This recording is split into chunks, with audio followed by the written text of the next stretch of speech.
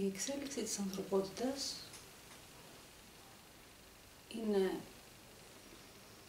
θα μπορούσαμε να πούμε τίτλο σήμερα, η προσέγγιση που θα κάνουμε και πώς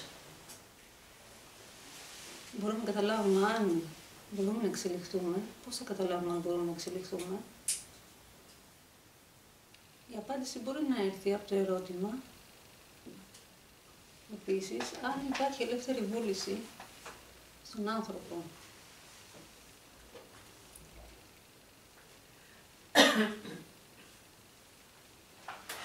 Γιατί πολλοί γεννιούνται, όπως υπάρχουν πολλές ομάδες ψυχών, έτσι πολλοί γεννιούνται και νομίζουν ή ορίζουν τη ζωή τους με έναν αέρα ελευθερίας, που δεν είναι πραγματική ελευθερία. Γι' αυτό γιατί το σε ποια οικογένεια έχει γεννηθεί, σε ποια χώρα έχει γεννηθεί, όλα αυτά είναι μια λυσίδα πραγμάτων που σε έχουν οδηγήσει εκεί. Και σαφώς και για τον ίδιο τον πλανήτη υπάρχει λόγος που έχει γεννηθεί σε αυτόν τον πλανήτη και όχι σε κάποιον άλλο. Άρα το κομμάτι της ελεύθερης βούλησης εδώ αρχίζει και λίγο χάνει έδαφος, χάνει δυναμική. Αυτομάτως καταλαβαίνουμε ότι από τη στιγμή που δεν υπάρχει ελευθερία ως προς την πράξη και την πράξη την ίδια, τότε σίγουρα χρειάζεται να παρατηρήσουμε ανθρώπους που έχουν βγει από αυτό το τροχό που λέμε μη ελεύθερης βούλησης. Πρέπει να παρατηρήσουμε πώς το ανθρώπινο είδος μπορεί να βγει από αυτό το κλειό, πώς μπορεί να βγει από αυτή την εσωτερική και εξωτερική φυλακή που βιώνει και να βιώσει πραγματικά την ελευθερία του. Ακόμα και στην ίδια τη σκέψη δεν υπάρχει ελευθερία, γιατί οι περισσότερες σκέψεις δεν είναι δικές μας. Που σημαίνει ότι αν δεν μπορούμε να ορίσουμε τη σκέψη μας σαν να είναι πραγματική, αν δεν μπορούμε να ορίσουμε τις πράξεις μας σαν να είναι πραγματικές δικές μας πράξεις, αν δεν μπορούμε να ορίσουμε τα συναισθήματά μας, τότε για ποια ελευθερία μιλάμε.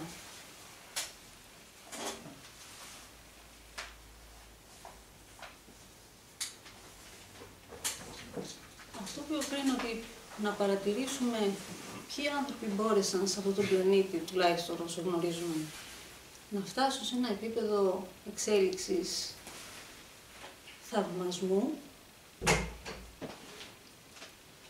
τότε σαφώς ή θα πιάσουμε ή θα προσεγγίσουμε τομείς όπως η θρησκεία, όχι την ίδια τη θρησκεία, αλλά τέλος πάντων αυτά που ορίζουν, ας πούμε, σαν τρόπους λατρείας, ας πούμε, που ο κάθε άνθρωπος έχει ανάγκη να ανήκει κάπου. Και αυτό ακόμα δείχνει πόσο δυσκολία υπάρχει στο να απελευθερωθεί ο άνθρωπος όταν έχει την ανάγκη να ανήκεις κάπου. Απ' την άλλη, σαφώς το ότι βρίσκεσαι σε μια ομάδα ψυχών σημαίνει ότι τακτοποιείσαι και πειθαρχείς σε ένα μονοπάτι. Σαφώς αυτό εξυπηρετεί από τη μία. Απ' την άλλη όμως, στην εποχή μας έχουμε ανάγκη να βιώσουμε, ο κάθε άνθρωπος έχει ανάγκη να βιώσει την αυτονομία του, να ελευθερωθεί από πολλά δεσμά. Να πάμε πόσο πίσω, να πάμε να σκεφτούμε τον Πλάτωνα, πριν πόσα χρόνια Πλάτωνας έλεγε για τους δεσμότες, ας πούμε. Και ακόμα που είμαστε, ακόμα εκεί είμαστε. Και ακόμα περισσότερο στις νοητικές δεσμεύσεις που έχουμε. Όλες αυτές οι νοητικές δεσμεύσεις που εμποδίζουν την εξέλιξη του ανθρώπου. Και έχουμε βάλει πολύ, έχουμε αξιολογήσει και κοστολογήσει πολλές φορές τη ζωή με τέτοιο τρόπο που αφήνουμε τα συναισθήματα σαν δευτερεύουσα σημασίας και ασχολούμαστε με το πώς θα εξελίξουμε την νοητική μας σφαίρα, την ακαδημαϊκή μας σφαίρα, για να πετύχουμε, να υλοποιήσουμε στον υλικό κόσμο εδώ. Έτσι. Οι περισσότεροι άνθρωποι στηρίζονται πάνω σε αυτό. Τι μπορώ να κάνω, πώς μπορώ να γίνω ο καλύτερος στον πλανήτη, πώς μπορώ να γίνω πιο επιτυχημένος στον πλανήτη. Και γι' αυτό υπάρχουν ένα σωρό πράγματα που προωθούνται, ας πούμε, για να, πώς να πετύχεις, να γίνεις ο καλύτερος στο ένα, στο α, στο β, στο γ. Πώς αξιολογήσει, πώς κοστολογείς τελικά τη ζωή σου. Να δούμε ποιες είναι οι αρχές, οι εσωτερικές αρχές. Να κατανοήσουμε πώς μπορούμε να εξελιχθούμε. Δηλαδή, αν μόνο το υλικό κομμάτι είναι αρκετό, τότε δεν είναι δύσκολο. Αλλά αν δεν είναι μόνο το υλικό κομμάτι, τότε έχουμε αποτύχει γενικότερα. Έχουμε αποτύχει μια μεγάλη μάζα ανθρώπων, μεγάλος πληθυσμός έχει αποτύχει, γιατί ασχολείται συνέχεια με τα της ύλης. Άρα την εξέλιξη, πού μπορούμε να την εντοπίσουμε. Ας δούμε ποιος θεωρείται εξελιγμένο είδος. Θα διαβάσω κάτι που είχε πει ο Απόστολος Παύλος προς Κορινθίους, που είχε αναφέρει τον ύμνο της αγάπης που μπορεί να τον έχετε ακουστά. Στην αρχή όμως μίλησε για τις ιεραρχίες. Τις ιεραρχίες. Και σε αυτές τις ιεραρχίες λοιπόν όρισε ότι, έχει οριστεί μάλλον από άνωθεν, ότι πρώτα έρχονται οι Απόστολοι, σε δεύτερη θέση οι προφήτες, σε τρίτη οι διδάσκαλοι, ακολουθούν οι θαυματουργοί, οι θεραπευτές, αυτοί που παραστέκονται στις ανάγκες, οι διαχειριστές, όσοι λαλούν διάφορα είδη γλωσσών. Αυτές είναι οι ανώτερες ιεραρχίες από εξελιγμένους, έτσι. Φανταστείτε λοιπόν ότι έχουμε στον κόσμο μας έξω, ίσως έχουμε κάποιες παράλογες απαιτήσεις από κάποιους ανθρώπους, γιατί δεν ανήκουν σε αυτές τις κατηγορίες. Με την έννοια ότι πρέπει να είμαστε σε εγρήγορση, ότι εκεί έξω υπάρχουν οι ψυχές που είναι πολύ πρόσφατες, πολύ φρέσκες, παρθένες ψυχές, που έρχονται και δεν έχουν πολλές εμπειρίες, έτσι.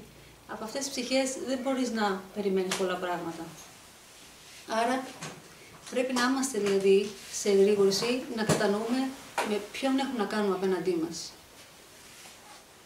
Που σημαίνει, οι παρθένες ψυχές δεν έχουν να ζητήσουμε πολλά πράγματα από αυτές τις ψυχές. Μην περιμένουμε πολλά πράγματα, μην περιμένουμε σοφά πράγματα. Έχουμε τις άπειρες μεταψυχές σε μια άλλη κατηγορία. Οι άπειρες ψυχές έρχονται και έχουν μια ζωή πολύ απλή. Δηλαδή θα κάνω μόνο αυτό, όχι περίπλοκα πράγματα. Έτσι. Υπάρχει λοιπόν μια ομάδα ψυχών που δεν έρχονται για περίπλοκα πράγματα. Να κάνουν την οικογένειά τους, να κάνουν μια συμβατική καριέρα, και μέχρι εκεί όχι πολλά περίπλοκα πράγματα. Έχουμε τις έμπειρες ψυχές, που οι έμπειρες ψυχές αρχίζουν και ανεβαίνουν στην ιεραρχία αυτή που γνωρίζουμε εμείς σε όλα τα υπουργεία και μη, δεν ξέρω τι. Έμπειρες ψυχές που αναλαμβάνουν θέσεις περίπλοκες, δύσκολες, που είναι απαιτητικές, χρειάζεται να έχεις ταλέντα, να έχεις ευελιξία, πόσα διάφορα ταλέντα χρειάζεται να έχεις. Και μετά τις έμπειρες ψυχές έχουμε και τους συνειδητούς υπηρέτες, που έρχονται, δηλαδή είναι συνειδητοί, έρχονται για να προσφέρουν στον πλανήτη μας. Άρα, αν βάλουμε αυτές τις κατηγορίες που σας είπα, έτσι, πολύ απλά, καταλαβαίνουμε ότι έχουν να κάνουν πολλές διαφορετικές ψυχές έξω. Και οι ανθρώπινες σχέσεις, οι επαγγελματικές σχέσεις, όλα αυτά δυσκολεύουν την κατάσταση μέχρι να εντοπίσουμε τι έχουν να κάνουν, ποιον έχουν να κάνουν απέναντί μας. Οι συνειδητοί υπηρέτες θα μπορούσαμε όχι να τους βάλουμε μόνο στο κομμάτι το πνευματικό. Μπορούμε να τους βάλουμε σε πολλές κατηγορίες. Έχουμε τους εφευρέτες, τους ερευνητές. Έτσι, μια κατηγορία πολύ σημαντική, που είναι πολύ εξελιγμένες ψυχές, που έρχονται για να φέρουν είτε αυτό που λέμε ηλεκτρισμό, που εμείς για παράδειγμα δεν μπορούμε να δούμε αυτό που λέγεται ηλεκτρισμός, αλλά βλέπουμε το αποτέλεσμα αυτού. Βλέπουμε το αποτέλεσμα αυτού. Και αυτό είναι το περίεργο όταν κάποιος δηλώνει άθεος, ας πούμε. Αν σκεφτούμε το ίδιο το ρεύμα που δεν φαίνεται, αλλά αποδεικνύεται ότι είναι υπαρκτό από τη στιγμή που σου δίνει φως, έτσι και ένας άθεος που δηλώνει άθεος, με αυτό το συνειρμό μπορούμε να σκεφτούμε ότι ψάχνει, ναι, θέλει αποδείξεις. Ο άθεος ψάχνει αποδείξεις, ο αγνωστικιστής ψάχνει αποδείξεις. Αν δεν μου αποδείξεις ότι υπάρχει, δεν θα πιστεύω σε τίποτα. Και το οξυγόνο λοιπόν υπάρχει, δεν το βλέπεις αλλά υπάρχει, και ο ηλεκτρισμός υπάρχει, όπως και η ασθένεια είναι αόρατη.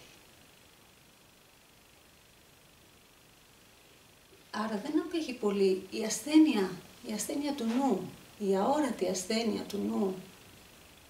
Αν σκεφτούμε μόνο αυτή την ανισορροπία, ποια είναι η εξέλιξή μας δηλαδή? Να ασχολούμαστε με το σύμπτωμα. Δεν ασχολούμαστε με την αόρατη λοιπόν ασθένεια, γιατί δεν μπορούμε να την εντοπίσουμε, να την κλείσουμε σε ένα κουτάκι, άρα δεν ασχολούμαστε. Και έχουμε φτάσει δηλαδή σε έναν τρόπο προσέγγισης στο να θεραπεύσουμε έναν άνθρωπο μόνο όταν έχει εκδηλωθεί πλέον η ασθένεια.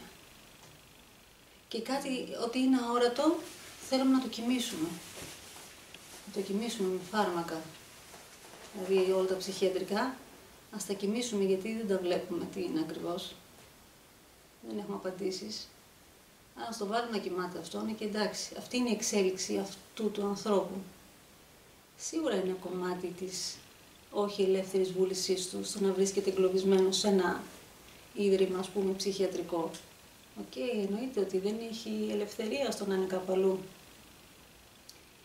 Αλλά τελικά, ο εφευρέτης, ο ερευνητής, θα κάνει το χρέος του στον πλανήτη. Θα ψάξει να βρει, να εντοπίσει τρόπους μη λογικούς, να τους κάνει λογικούς, να σου δώσει να σου προωθήσει μια ευθύνη, να σου ανοίξει τον ορίζοντα, να καταλάβεις κάτι πέρα από την ύλη. Από την άλλη, μπαίνουν μαζί εκεί οι επιστήμονες, όλοι οι επιστήμονες που ασχολούνται και με την έρευνα και σε χαμηλότερη, ας πούμε, δυναμική είναι όλοι οι καλλιτέχνες. Όλοι οι καλλιτέχνες επίσης έχουν αυτή την αποστολή. Το να διασκεδάζουμε μαζί τους, αυτό ανοίγει την συναισθηματική μας σφαίρα, έτσι δεν είναι?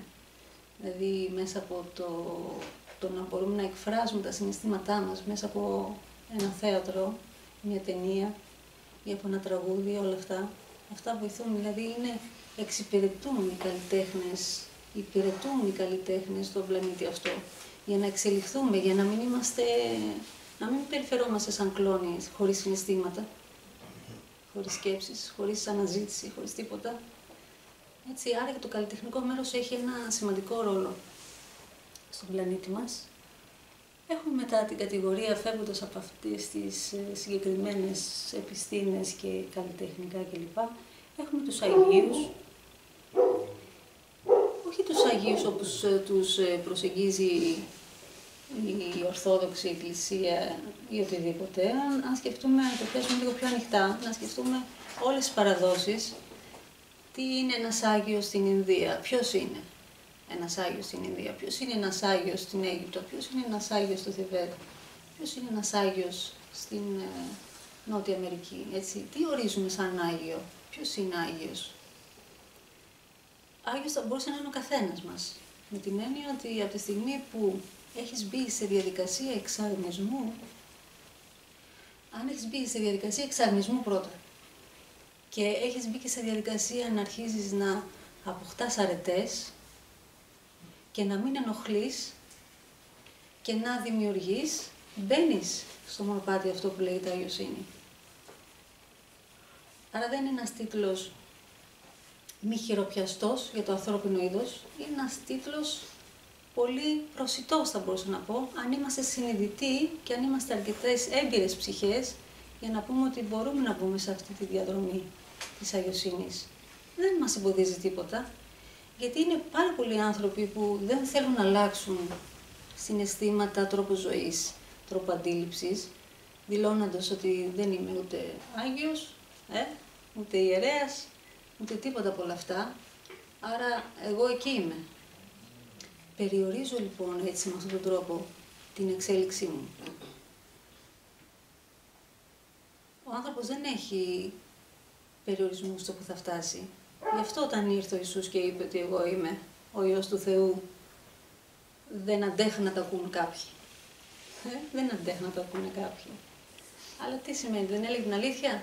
Την αλήθεια έλεγε. Κάποιοι από τους Αγίους είναι οι ιερείς. Γιατί δεν είναι όλοι οι ιερείς Άγιοι, έτσι το ξέρουμε αυτό. Και στη χαμηλότερη κατηγορία είναι οι μοναχοί, οι ασκητές. Γιατί είναι στη χαμηλότερη κατηγορία? Ενώ θα μπορούσαμε να σκεφτούμε ότι όταν είμαστε στα δύσκολα, για παράδειγμα, θα μπορούσαμε να πάω να γίνω μοναχός, μοναχή, να γιάσω που λένε. Καμία σχέση. Ο μοναχισμός και ασκητισμός τι σημαίνει? Μπαίνω σε διαδικασία κάθαρσης. Αυτό κάνω. Είναι το στάδιο της κάθαρσης. Μόνο αυτό σου δίνει. Τίποτα άλλο δεν σου δίνει. Δεν μπορείς να κρυφτείς, ούτε μπορείς να απομακρυνθείς από τα τέρατα των σκέψεων, ούτε των συναισθημάτων σε ένα κελί. Δεν μπορείς. Μπαίνεις λοιπόν σε διαδικασία κάθαρσης. Στις μέρες μας όμως δεν λειτουργεί αυτό το κομμάτι. Δεν μπορεί να βοηθήσει στο να πάμε όλοι να γίνουμε μοναχοί, ασκητές. Δεν βοηθάει. Χρειάζεται από το σπίτι μας, μέσα στην εργασία μας, να είμαστε κατά κάποιο τρόπο μονάχους. Δηλαδή να είμαστε σε διαδικασία κάθαρσης και μέσα από τη δική μας κάθαρση να γινόμαστε και εξαγνιστές των άλλων. Είναι σημαντικό λοιπόν να είμαστε μέσα στην κοινωνία για να είμαστε και εμπνευστές και εξαγνιστές και θεραπευτές. Με όλους τους τρόπους μπορούμε. Είτε με μια κουβέντα, είτε με ένα συναίσθημα, είτε με μια πρόταση, είτε με οτιδήποτε. Με όλα τα μέσα που διαθέτει ο καθένας. Μέσα στην κοινωνία πρέπει να βουτήξουμε και να πούμε ότι θέλουμε να εξελίξουμε αυτόν τον κόσμο. Δεν μπορείς να το κάνεις απομονωμένος μόνος σου κάπου και να πεις ωραία, εγώ καλά είμαι. Σήμερα δεν θύμωσα με κανέναν, τίποτα. Τα συναισθήματά μου είναι καθαρά. Εννοείται. Αλλά μόλις βγεις έξω θα δεις τι εργασία έχεις κάνει. Με την πρώτη πρόκληση θα καταλάβεις πόσο έχεις δουλέψει με τον εαυτό σου. Και έχουμε και πέρα από τους Αγίους έχουμε τους διδασκάλους που διδάσκαλοι και Άγιοι εννοείται ότι είναι το ίδιο, είναι και Άγιοι διδάσκαλοι, αλλά τους βάζω σε μια άλλη κατηγορία γιατί έχουν συγκεκριμένες αποστολές, θα μπορούσα να πω, με την προσέγγιση που έχει γίνει μέσα από αυτό το χώρο με τους δασκάλους, είναι ότι κινούνται μέσα σε αυτό που λέμε 7 ακτίνες, κινούνται μέσα σε 7 ακτίνες, σαν 7 μονοπάτια, φανταστείτε, 7 μονοπάτια διαφορετικά που χρειάζεται ο πλανήτης μας για να εξελιχθεί η ανθρωπότητα. Και έτσι έχουμε ανοίξει περισσότερο εδώ αυτή την προσέγγιση με τους δασκάλους. Γιατί είναι σημαντικό από τη στιγμή που είμαστε στο ανθρώπινο βασίλειο, πρέπει να επικεντρωθούμε σε ό,τι γνώση μας έχει προσφερθεί από το παρελθόν και πρέπει να ασχοληθούμε και με όλους τους σοφούς του πλανήτη, τι έχουν μεταφέρει, τι έχουν διδάξει, μέσα από τις θρησκείες να δούμε και μέσα από τις παραδόσεις να εντοπίσουμε αλήθειες και έτσι όλα αυτά μαζί, αφού συγκεντρώσουμε γνώση, μέσα από όλη αυτή τη συγκέντρωση θα βγει μια αλήθεια. Από πολλές διαφορετικές αλήθειες θα φτάσουμε στη μία αλήθεια. Δεν μπορούμε να αναζητήσουμε μέσα από ένα μονοπάτι τη μία αλήθεια, τη μοναδική.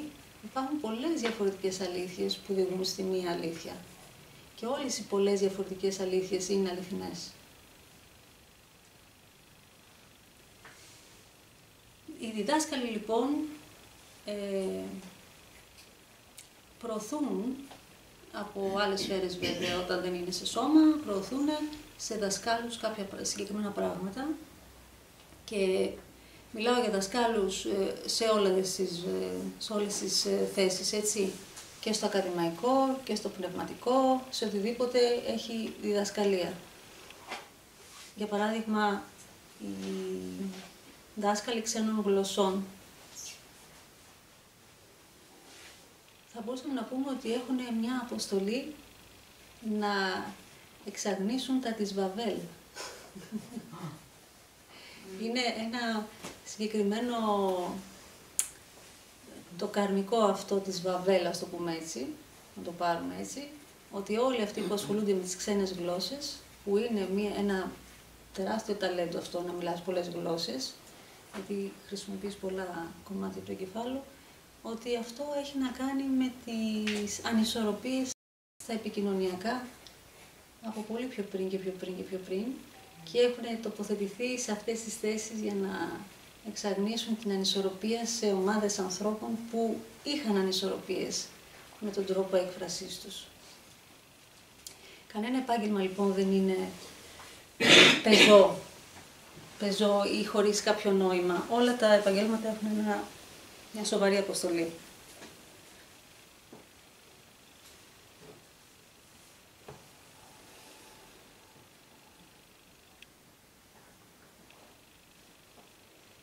Για τις διαβλώσεις, μιας και ανέφερα ότι οι διδάσκαλοι επιλέγουν, για παράδειγμα, κάποιους ανθρώπους με φυσικό σώμα να μεταφέρουν πράγματα, είναι στις μέρες μας, επειδή γίνεται μετάβαση, κάποιοι άνθρωποι είναι ακόμα στην τρίτη διάσταση, κάποιοι είναι στην τέταρτη διάσταση, κάποιοι κινούνται, μπαινοβγαίνουν στην πέμπτη διάσταση. Υπάρχει λοιπόν ανοιχτό πεδίο επικοινωνίας με ανώτερες σφαίρες, εννοείται ότι αυτό υπάρχει, αλλά αν οι κεραίες μας είναι τραυματισμένες, είναι σκονισμένες, είναι ό,τι είναι, δεν έχουμε καλό σήμα και πολλές φορές παρερμηνεύεται η πληροφορία που είναι για να μεταφερθεί.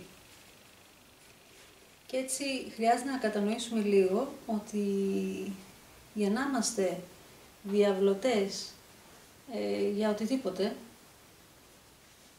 από το μία αλήθεια που χρειάζεται να ακουστεί, από το μία πληροφορία ή μία συμβουλή για να δώσουμε σε έναν άνθρωπο δικό μας, από οτιδήποτε που χρειάζεται να διαβλώσουμε, να προσεγγίσουμε, να το γιώσουμε, να το κάνουμε λέξη, χρειάζεται να είμαστε όσο μπορούμε καθαροί. Και θέλω να το τονίζω αυτό γιατί είναι σημαντικό να μπούμε σε διαδικασία κάθαρσης. Είναι κάτι που χρειάζεται, γιατί όλο αυτό που συμβαίνει στην κοινωνία είναι μόνο στο να σου προσθέτει πληροφορίες, δεδομένα, όλο προσθήκες και δεν κάνουμε αφαιρέσεις.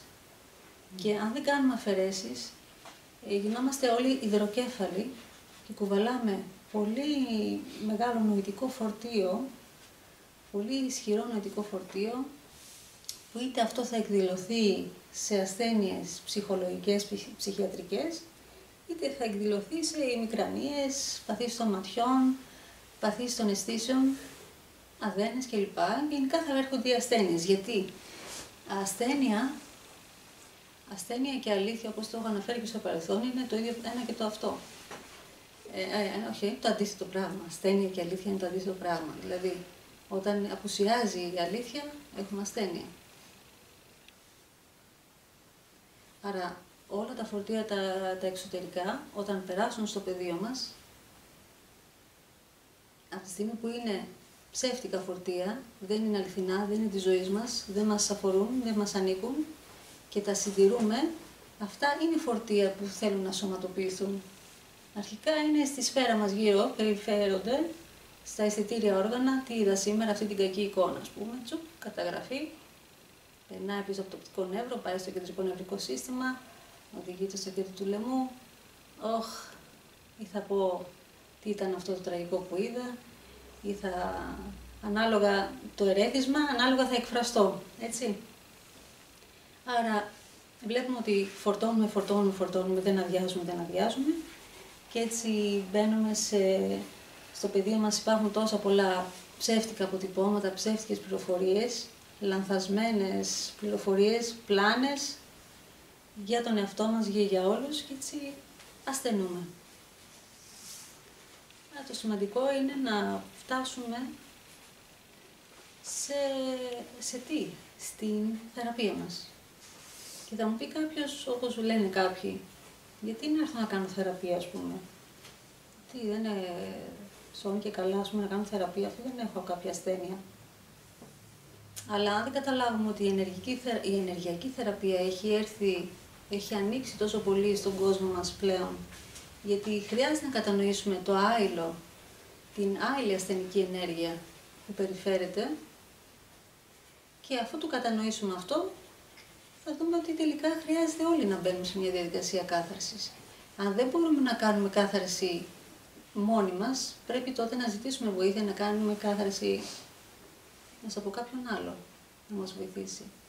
Είναι σημαντικό λοιπόν την ενεργειακή θεραπεία να τη βλέπουμε σαν πρόληψη και σαν θεραπεία, γιατί μόνο μέσα από αυτή τη διαδρομή μπορούμε να εξαρνήσουμε τον εαυτό μας. Ο εξαρνισμός, για παράδειγμα, κάποιοι δίνουν μεγάλη έμφαση στη διατροφή, όπως δίνουμε και εμείς εδώ. Χορτοφαγία, ό,τι καλύτερο, όλα καλά, μια χαρά. Όταν όμως τα συναισθήματα και οι σκέψεις είναι τόσο αρνητικές και το τέλειο βιολογικό προϊόν να βάλεις μέσα στο στομάχι σου θα γίνει τοξίνη, θα γίνει δηλητήριο. Γιατί περιέχεις μέσα σου τοξίνες που είναι οι αόρατες τοξίνες των συναισθημάτων και των σκέψεων, έτσι. Δεν μπορεί λοιπόν μόνο η διατροφή να σε θεραπεύσει. Γιατί πολλοί πραγματικά επενδύουν πάνω σε αυτό και λένε αυτό αρκεί μόνο, δεν αρκεί μόνο αυτό. Το έχουν δει πάρα πολύ αυτό. Άρα χρειάζεται να σκεφτούμε, χρειάζεται νοητική κάθαρση, συναισθηματική κάθαρση, φυσική κάθαρση.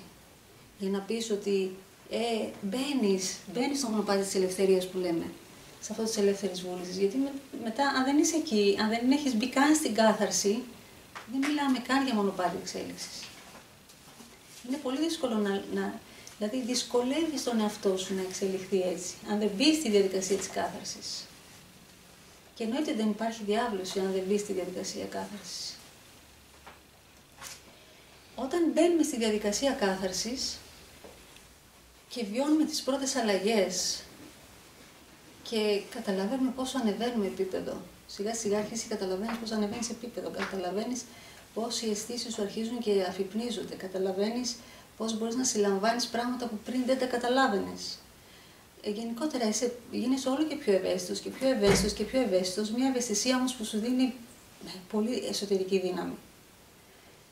Αυτό αρχίζει και ενοχλεί συγγενείς, οικογένεια κλπ. Όλοι το έχουν περάσει, φαντάζομαι αυτό, δεν ξέρω αν το έχετε δει. Όταν ένας στην οικογένεια αρχίζει και μπαίνει στη διαδικασία εξαρνισμού, γιατί επειδή υπάρχουν τα κορδόνια της σύνδεσης με τις οικογένειες, αρχίζεις και τους τραβάς και τους άλλους. Ελάτε παιδιά, εξελιχθείτε κι εσείς. Και εκεί μπαίνουν σε σύγκρουση. Χωρίς να ξέρουν γιατί, θέλουν να σου κάνουν τη ζωή δύσκολη. Όχι, δεν συμφωνώ π.χ. ας πούμε με τη χορτοφαγία. Όχι, δεν συμφωνώ που κάθεσαι και βάζεις αυτά τα αρώματα, τα στικ. Όχι, δεν συμφωνώ που κλείνεις τα μάτια σου και κάνεις διαλογισμό. Πάντα θα βρίσκουν κάτι να σου λένε ότι κάτι δεν κάνεις καλά, ότι έχεις ξεφύγει, ότι είσαι εκτός πραγματικότητας, ότι. Και πολλά άλλα διακοσμητικά που δεν χρειάζεται να τα αναφέρω. Αυτό γιατί ενοχλεί λοιπόν, γιατί τους τραβάμε. Τους τραβάμε. Δεν μπορούν να κάνουν πλέον ότι δεν ξέρουν, γιατί ξέρουν μέσα από εσάς. Άρα δεν είναι στην άγνοια, όπως είναι άλλοι άνθρωποι που δεν έχουν πρόσβαση με κανέναν άλλο. Ενοχλούμε λοιπόν και τραβάμε. Και αυτό μας κάνει πιο δύσκολο βέβαια τη ζωή τη δική μας, γιατί σαφώς οι κοντινοί μας είναι αυτοί που μας παρενοχλούν περισσότερο και πιο δυναμικά και σε συναισθηματικό επίπεδο. Άρα είναι κάτι το οποίο όμως αν το περάσουμε αυτό, πλέον έχεις μπει στο μονοπάτι της ελευθερίας. Όταν οι δεσμοί, οι πατρικοί δεσμοί, οι οικογενειακοί δεσμοί και ό,τι άλλο σε κρατάει τέλος πάντων, όταν σπάσουν, όχι με την έννοια δεν σου ξαναμιλάω, αλλά όταν σπάσουν πλέον αυτές οι χορδές που θέλουν να συντηρείς το σκουπιδάκι πάνω σου, γιατί το λέω ότι κάποιοι θέλουν να το συντηρούν. Τους αρέσει και λίγο να φλερτάρουν κατά κάποιο τρόπο με τη χαμηλότερη δόνηση και να μην μπουν στο μονοπάτι εξέλιξης, ενώ το ξέρουν. Είναι κάποιες έμπειρες ψυχές που ξέρουν ότι αν το αφήσεις αυτό το σκουπιδάκι, έχεις φύγει, έχεις πάει πολύ μπροστά. Και όμως δεν το κάνουνε. Δεν το κάνουν γιατί. Γιατί θέλουν πάλι να ανήκουν κάπου. Και ξέρουν ότι η μετάβαση θα δημιουργήσει αλλαγή στις φιλίες, στις σχέσεις, στα επαγγελματικά, στο ένα στο άλλο. Και αυτή η αλλαγή είναι κάτι που κάποιος τους φοβίζει. Γιατί θα χάσω τους φίλους μου. Πραγματικά όταν μπαίνεις στη διαδρομή της κάθαρσης, αλλάζουν οι φίλοι. Όσο πιο πολύ αλλάζεις και εξαρνίζεσαι, τόσο το σύμπαν αναζητάει τους ιδανικούς για σένα να φέρει.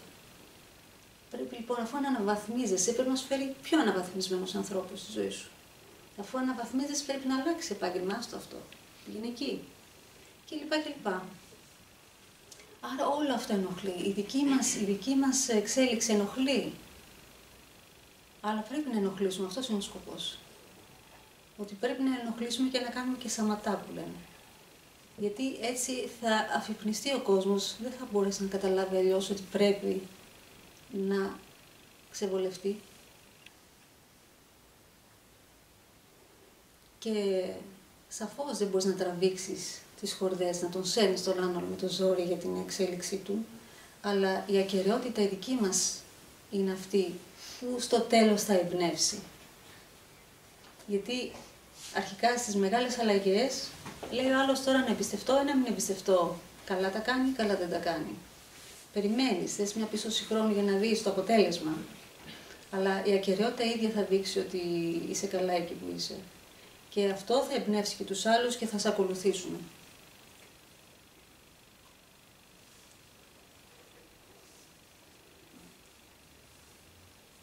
Όλοι οι μεγάλοι έχουν διαβλώσει ένα σωρό πληροφορίες για μας, γιατί αυτή η τεράστια εγκυκλοπαίδεια είναι ανοιχτή για όλους.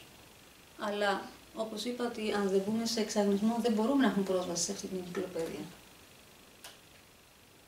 Άρα, αν θέλουμε, επειδή έχει ανοίξει αυτό το κομμάτι της διάβολωσης, τα channelings αυτά που ακούτε γενικότερα, αν θέλετε να σιγουρευτείτε για το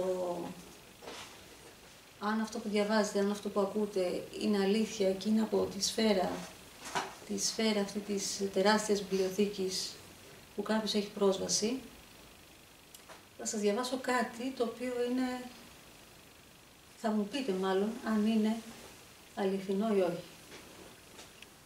Με την έννοια ότι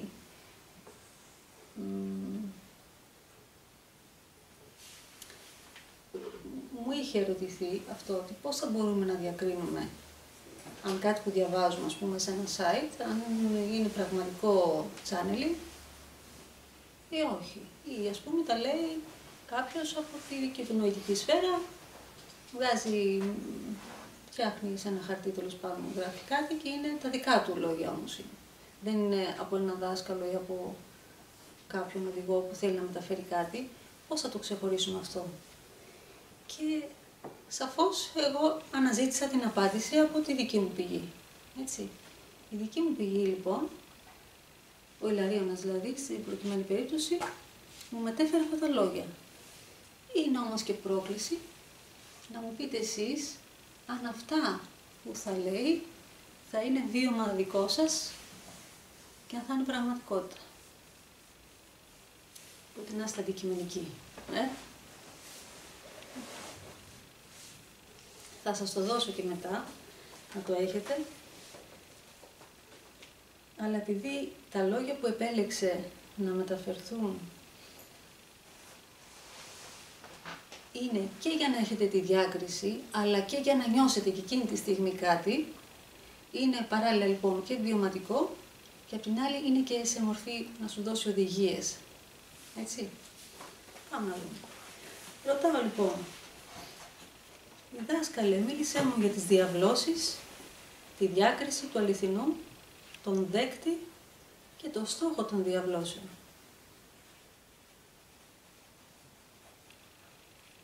Η διάβλωση είναι εφικτή μόνο όταν ο φορέας που μεταδίδει έχει υπερβεί το νου, τα συναισθήματα και τις επιθυμίες.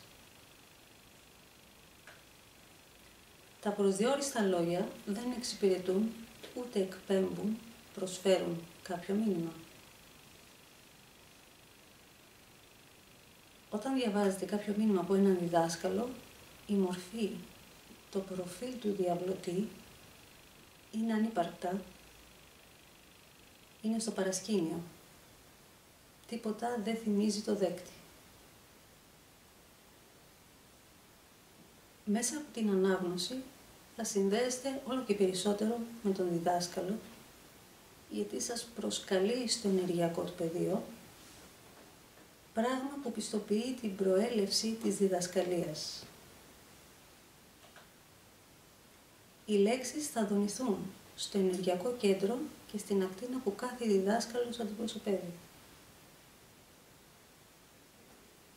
Καθώς η ανάγνωση θα ολοκληρώνεται, μια φρέσκια, καθαρή ενέργεια μένει ως αποτύπωμα στο πρόσωπο και τις αισθήσεις του αναγνώστη. Το αποτύπωμα του διδασκάλου θα είναι πάντα το ίδιο, έτσι ώστε ο δέκτης να διακρίνει τη πηγή της πληροφορίας. Ένας διδάσκαλος δεν μεταφέρει ειδήσεις όπως ένας δημοσιογράφος σε καθημερινό ή εβδομαδιαίο πρόγραμμα. Ευχάριστο θα ήταν αν μπορούσαν να γίνουν πράξη και επιγνώσεις τα μισά από αυτά που μεταφέρουμε σε κάθε χώρα. Η διαβλώση επίσης δεν είναι τρόπος αναγνώρισης και καταξίωσης προς το διαβλωτή, παρά μόνο αν ο χρόνος αναγνωρίσει το έργο του διαβλωτή. Οι διδάσκαλοι έχουν συγκεκριμένους στόχους και επιλέγουν δέκτες για να μεταφέρουν θέματα όπως την ανανέωση της πίστης στα θεία και της ιεραρχίας, να προωθηθούν εσωτερικές διδασκαλίες που θα ευνοήσουν στην εκπλήρωση του συλλογικού στόχου, να διαβαστεί μήνυμα που απευθύνεται σε όλους με στόχο την αύξηση της αντίληψης του τρόπου ζωής, να μεταδοθεί θεραπευτική ενέργεια μέσα από τις λέξεις. Τέλος, ό,τι μεταφέρεται από έναν διδάσκαλο δεν ξεχνιέται. Το αποτύπωμα του μηνύματος είναι ανεξίτηλο, απλά επειδή εκφράζει την αλήθεια. Διδάσκαλος Ιλαριών. Εδώ θέλω να μου πείτε,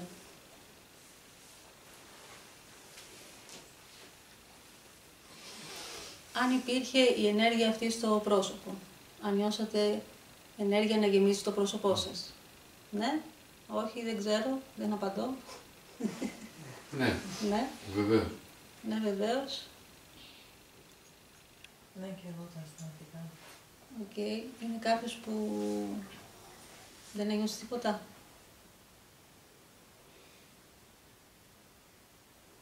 Εντάξει, μην τρέπεστε, άμα δεν νιώσατε και τίποτα, δεν είναι τίποτα. Απλώς εστιάστηκα πολύ στα λόγια. Ναι, για και να... όχι στην ενέργεια. Η τελευταία παράγραφος είναι αυτό που με γέμισε. Μέχρι πριν είχα τις κεραίες μου αυτές να δω αν μπορούν εμένα να πείσουν ή όχι. Αλλά το ότι είπε ότι όταν το μήνυμα είναι αληθές, μένει για πάντα, Ναι. αυτό ναι, πλέον Ισχύει. μου αφαίρεσε οποιαδήποτε έτσι αμφιβολία. Οκ. Άρα, αυτό θα σας το δώσω εγώ για να θυμάστε κάθε φορά. Όταν πραγματικά κάτι είναι αληθινό, το βιώνεις. Το βιώνεις εκείνη τη στιγμή. Γιατί κυκλοφορούν πάρα πολλά και πρέπει να έχουμε διάκριση. Το είπα και στην προηγούμενη Δευτέρα. Πρέπει να είμαστε γρήγοροι για να έχουμε διάκριση. Διαφορετικά θα είμαστε μακριά από την ελευθερία μας.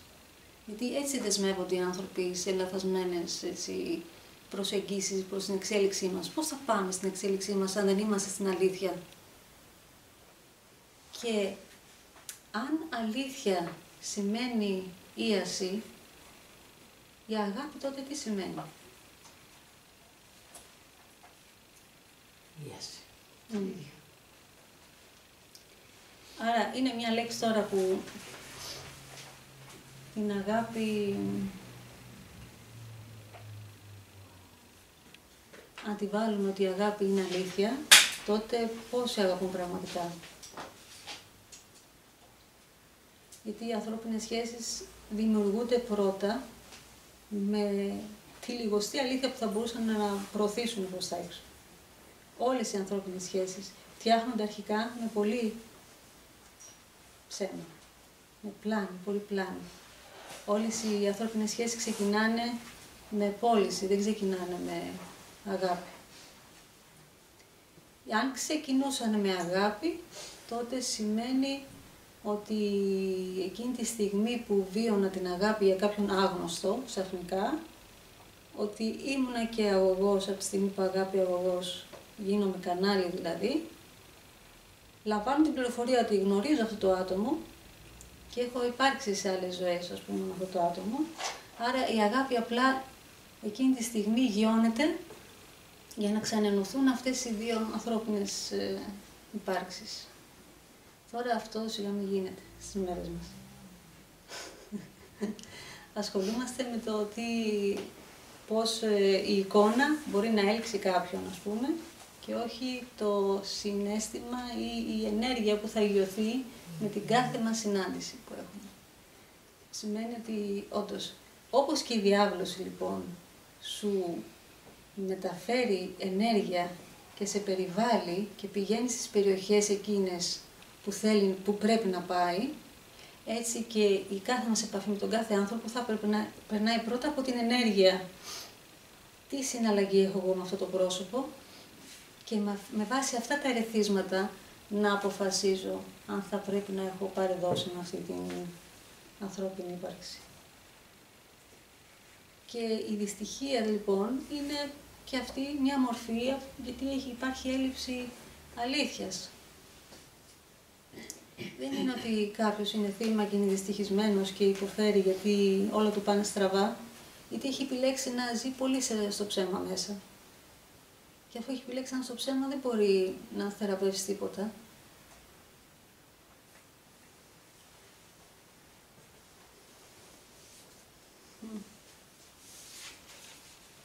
Και λες, ας στραφώ προς την Εκκλησία. Και πας στην Εκκλησία και βλέπεις τις αγιογραφίες και λες, πρέπει να έχω αυτό το θλιμμένο ύφος για να γίνω Άγιος, ας πούμε.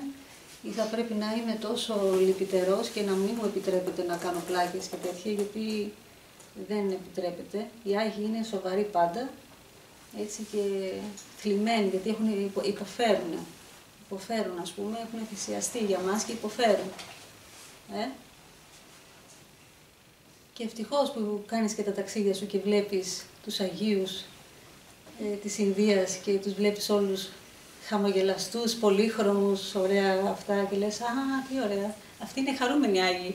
Εμείς έχουμε τους δυστυχισμένους, τους συναχωρημένους Αγίους. Και πας και στο Θιβέτ και βλέπεις τους Αγίους του Θιβέτ να είναι όλοι βασιλιάδες, να τους ζωγραφίζουν βασιλικά, με υπηρέτες κλπ. Και λες τελικά η θρησκεία εννοείται ότι εμποδίζει την εξέλιξη των εδώ ανθρώπων τώρα, αυτής της εποχής. Γιατί της τότε της εποχής μια χαρά λειτουργούσε, καλά λειτουργούσε. Γιατί ήταν χαμηλότερης εξέλιξης άνθρωποι. Τώρα όμως δεν μπορούμε να πούμε ότι εξυπηρετεί κάτι. Άρα μας επιτρέπεται να είμαστε ευτυχισμένοι, χαρούμενοι. Μας επιτρέπεται δηλαδή αυτό. Γιατί μπορούμε να είμαστε χαρούμενοι. Και μέσα από την χαρά της ζωής θα μπορούμε να φτάσουμε πιο γρήγορα στην αγιοσύνη. Γιατί υπάρχει και αυτό, ότι πρέπει να είσαι πολύ σοβαρός. Για να πετύχεις πράγματα πρέπει να είσαι πάρα πολύ σοβαρός. Να μην κάνεις πλάκες, να μην βγαίνεις εκτός προγράμματος, να μην το ένα με το άλλο. Όχι, δεν ισχύει αυτό. Και επίσης υπάρχουν πάρα πολλές πλάνες, δηλαδή η Εκκλησία σου προσφέρει κάποιες πλάνες, έτσι, τις παίρνεις ή δεν τις παίρνεις. Υπάρχει και η πλάνη αυτή του μεταφυσικού που λέει εγώ είμαι μεταφυσικός αλλά δεν πιστεύω όμως σε κανένα Θεό, σε κανέναν Άγιο, σε κανένα τίποτα. Δεν υπάρχει χειρότερη πλάνη από αυτό. Πώς μπορείς να είσαι μεταφυσικός? Δηλαδή, αν σκεφτούμε, ας υποθέσουμε ότι είμαστε στην ομάδα ψυχών των έμπειρων. Έτσι, από τη στιγμή που είμαστε εδώ, ας πούμε ότι είμαστε όλοι έμπειροι. Γιατί είμαστε εδώ? Γιατί είμαστε ένα καφέ και μιλάμε για το περιοδικό τάδε που έκανε πλαστική η τάδε, άρα είμαστε κάπου αλλού. Είμαστε λοιπόν οι έπειροι και λέμε, ωραία τώρα, πώς θα πάμε παρακάτω, πώς θα εξελιχθούμε. Είμαστε μεταφυσικοί, αλλά δεν θέλουμε να πιστεύουμε σε αυτά που μας έχουν δώσει, γιατί έχουμε μαλώσει με το δόγμα και επειδή έχουμε μαλώσει με το δόγμα, μαλώνουμε και με την Εκκλησία. Ο σκοπός όμως δεν είναι να είσαι μαλωμένος με κάτι ή με το δόγμα, με την Εκκλησία ή με αυτό που προωθούν, αλλά να καταλαβαίνουμε το σκοπό της ύπαρξης του καθένα από αυτά. Άρα παίρνουμε τα καλύτερα στοιχεία από όλα αυτά, τι έχει να μας δώσει η Εκκλησία, τι έχει να μας δώσει το ένα, τι έχει να μας δώσει το άλλο και δημιουργούμε εμείς τις δικές μας ποιότητες μέσα από μικρές αλήθειες. Έτσι υπάρχουν πολλές εστίες με αλήθειες, όπως είπα πριν, γι' αυτό είναι πολύ κλειστό να σκεφτόμαστε ότι υπάρχει μόνο μία αλήθεια. Όχι, υπάρχουν πάρα πολλές αλήθειες και μέσα από κάθε θρησκεία βλέπεις πολλές αλήθειες και διαφορετικές, αλλά είναι αλήθειες. Είναι αλήθειες γιατί όπως οι άνθρωποι είναι πολλοί και διαφορετικοί, έτσι και οι αλήθειες πρέπει να είναι πολλές και διαφορετικές. Διαφορετικά θα υπάρχει μεγάλη σύγχυση και θα αυτοκτονούν ακόμα περισσότεροι άνθρωποι, γιατί δεν υπάρχει καμία αλήθεια να είναι συμβατή για αυτούς.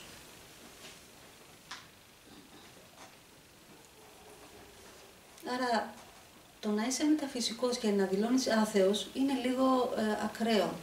Είναι λίγο ακραίο. Γιατί σημαίνει ότι έχεις πλαίσια, τα οποία αυτά τα πλαίσια σε εμποδίζουν τελικά να είσαι πραγματικά μεταφυσικός και να αντιλαμβάνεσαι τις διαστάσεις και τι υπάρχει εκεί έξω, γιατί σήμερα είσαι έμπειρος. Αύριο μπορεί να γεννηθείς στην κατηγορία αυτών των συνειδητών που είπα πριν, οι υπηρέτες του κόσμου, που έρχονται καθαρά για να βοηθήσουν την ανθρωπότητα. Δεν έρχονται για να ενσαρκωθούν γιατί έχουν δικό τους ατομικό κάρμα. Άρα μπαίνουν μετά σε αυτή τη διαδρομή. Σε αυτή τη διαδρομή λοιπόν δεν θα έρθεις αντιμέτωπος με τη θεϊκότητά σου.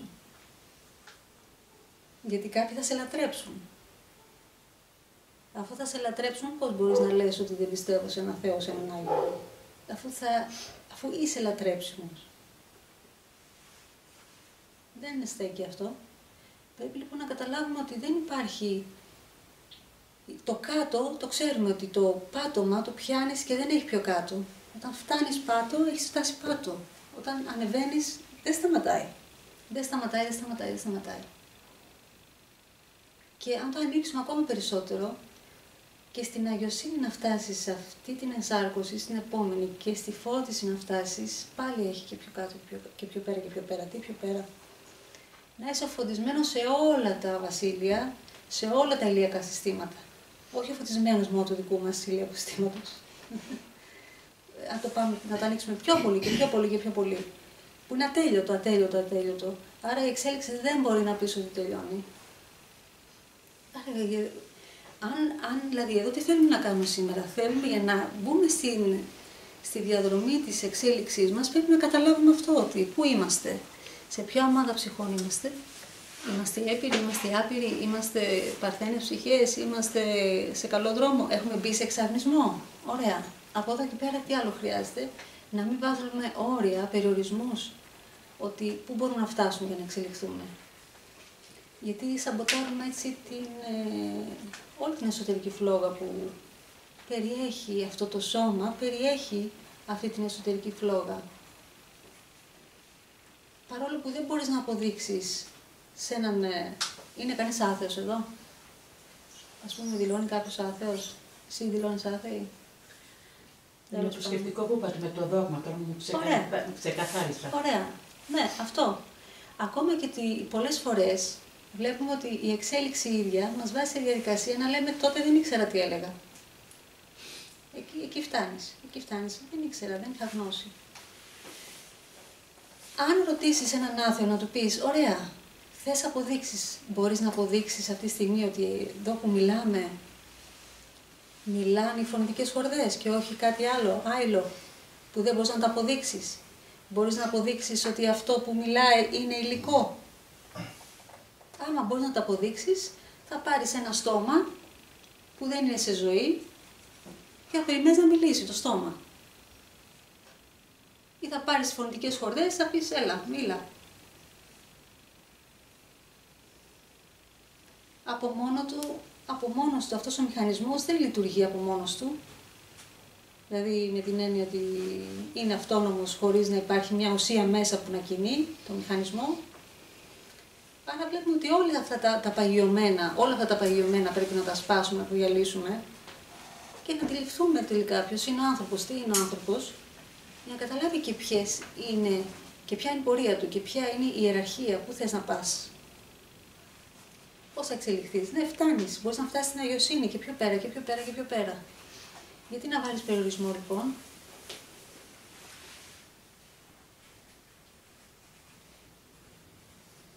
Και σαφώς, όπως είπα πριν, ότι αυτούς που τους τραβάμε υποχρεωτικά, γιατί εμείς μπαίνουμε σε διαδικασία κάθαρσης, αυτός είναι και ένας σκοπός μας. Γιατί εμείς είμαστε εξαρτημένοι και εμείς από τον τελευταίο. Είμαστε και εμείς εξαρτημένοι από τον τελευταίο. Δηλαδή αυτό που έλεγα την προηγούμενη εβδομάδα για τα άτομα που παίρνουν ναρκωτικά, εξαρτώμαστε και εμείς από τη δική τους εξέλιξη. Εξαρτώμαστε και πρέπει για οτιδήποτε να κάνουμε κάτι, να είμαστε δραστήριοι σε όλα, όχι μόνο, δηλαδή να αναπτύξουμε την αγάπη στο συλλογικό κομμάτι. Γιατί αν σκεφτούμε την αποστολή των διδασκάλων, το πιο δύσκολο πράγμα που μπορεί να κατανοηθεί είναι η αγάπη σε αντίθεση με την εγωική αγάπη, ας πούμε, που κατανοείται, γιατί μ' αρέσει, σου αρέσω, σε συμπαθώ και τη συμπάθειά μου, γιατί με έλκει το σώμα σου ή με έλκει ένα χάρισμα που έχεις, συμπαθώ, που σημαίνει αγαπώ αυτό. Αλλά δεν είναι η υπόσταση αυτή που αναζητάμε. Πρέπει να φτάσουμε σε ανώτερη δόνηση. Να αγαπάμε δηλαδή τον άνθρωπο ο οποίος είναι σε κατάσταση με ουσίες και λοιπά και υποφέρει και πρέπει να ελευθερωθεί αυτός ο άνθρωπος. Πρέπει να μπορέσουμε να αγαπήσουμε αυτή την κατάσταση που συμβαίνει στον άλλο και να βρούμε τρόπους να τον βοηθήσουμε. Και τους περισσότερους δεν τους αφορά αυτό, δεν μπαίνουν καν στη σκέψη, στη διαδικασία αυτή, πώς μπορούν να βοηθήσουν. Είναι δηλαδή το κομμάτι της βοήθειας ή της σκέψης μένει στην νοητική σφαίρα, ας πούμε, και δεν είναι δράση, δεν γίνεται δράση. Το θέμα είναι ότι χρειάζεται να είμαστε πιο δραστήριοι στο να, αν θέλουμε εμείς και εγωιστικά να το δούμε, αν θέλουμε εμείς να εξελιχθούμε πιο γρήγορα, πρέπει να βοηθήσουμε όλους αυτούς που είναι στην κατώτερη θέση από εμάς. Και όχι να λέμε, ας πούμε, για παράδειγμα, για τους πολιτικούς, π.χ. όλοι έχουμε επικεντρωθεί ότι η Βουλή τα φταίει όλα. Έχουμε όλοι επικεντρωθεί σε αυτό το κτίριο, με αυτούς τους 300 μέσα. Και είναι μια τεράστια πλάνη αυτή. Οι πιο πολλοί από εκεί μέσα είναι χαρπακωμένοι. Οι περισσότεροι από εκεί παίρνουν ψυχιατρικά φάρμακα.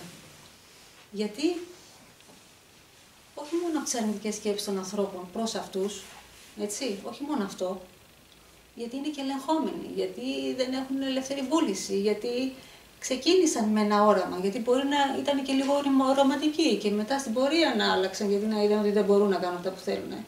Γιατί πολλά δεν ξέρουμε. Αν σκεφτούμε όμως ότι η εξέλιξη της Ελλάδας, ας πούμε, ή η εξέλιξη δική μας, του τρόπου ζωής σε αυτή τη χώρα, δεν θα αλλάξει αν είμαστε τόσο πολύ επικεντρωμένοι στο πολιτικό κομμάτι ή στο οικονομικό. Πρέπει να επικεντρωθούμε πάλι στο κομμάτι αυτό της υγείας που είπα πριν. Αν αλλάξει το σύστημα υγείας, θα πλουτίσει η Ελλάδα. Μόνο έτσι. Γιατί σκεφτείτε το. Πότε δεν είσαι αποδοτικός, όταν είσαι άρρωστος. Έτσι δεν είναι. Απλά είναι τα πράγματα. Άμα το 80% στη χώρα μας είναι άρρωστοι, τι εξέλιξη περιμένουμε. Γιατί δεν λειτουργεί το σύστημα υγείας μας, γιατί δεν ασχολείται με την άειλη ασθένεια αυτή, γιατί ασχολείται με το σύμπτωμα. Και γιατί δεν ασχολείται με το άειλο, γιατί θέλουμε να είμαστε επιστημονικοί. Θέλουμε να έχουμε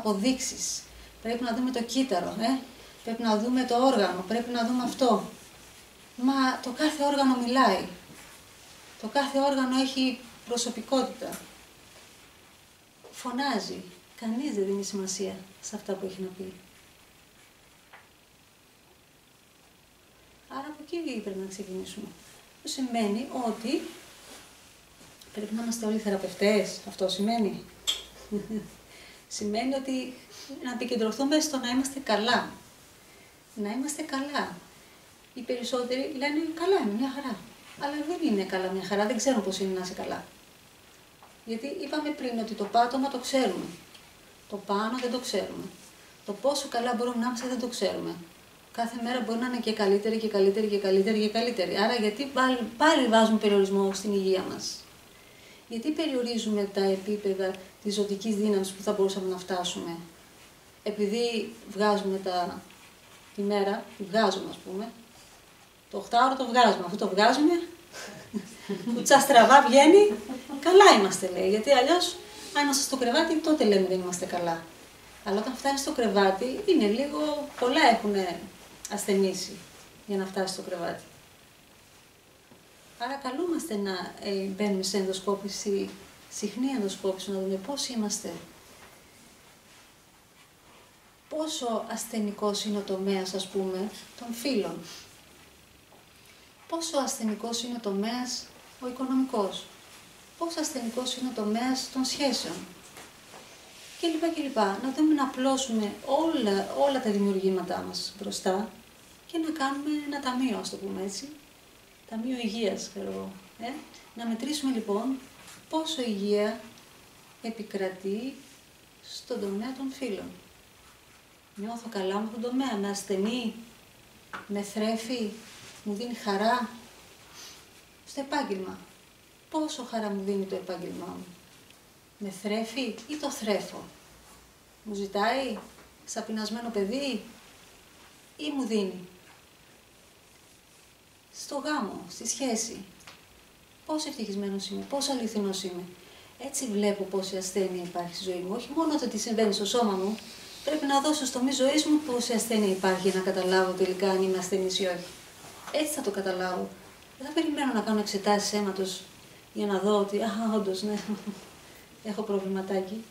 Εδώ έχεις πόσους τομείς που ασθενούν, δεν πρέπει να τους βάλεις σε μια σειρά, να τους θεραπεύσεις. Πώς θα θεραπεύσεις τους τομείς ζωής σου, λοιπόν. Θα κρατάς ότι είναι αληθινό. Είναι αλήθεια αυτό, είναι η αλήθεια μου, αυτό που έχει δημιουργηθεί με αυτόν τον άνθρωπο ή με αυτή την επαγγελματική κατάσταση ή με αυτόν τον φίλο. Ναι ή όχι, όχι, γεια. Αυτό είναι αληθινό, αυτό είναι αληθινό, αυτό είναι αληθινό. Όταν κρατήσω μόνο τις αλήθειες, τότε θα απολαμβάνω την ευτυχία. Τότε μόνο θα μπορέσω να απολαύσω την ευτυχία που μου δίνει η ελευθερία βούλησης. Γιατί έτσι έχω μετά, αρχίζω και αποκτώ ελευθερία βούλησης. Όταν πλέον ζω μέσα στις αλήθειες, ότι πλέον μέσα στις αλήθειες είμαι αυτό. Αυτό είμαι. Και όλες οι προεκτάσεις μου είναι αυτό που είμαι. Αν προσπαθώ να κουμπώσω σε κάθε τομέα, έχω αποτύχει. Δεν θα ψάχνεις να κουμπώσεις σε μια σχέση, σε ένα επάγγελμα, σε ένα αυτό. Αν προσπαθείς να κουμπώσεις, μοχθείς και μόνο ο μόχθος δείχνει ότι δεν είναι αλήθεια σου.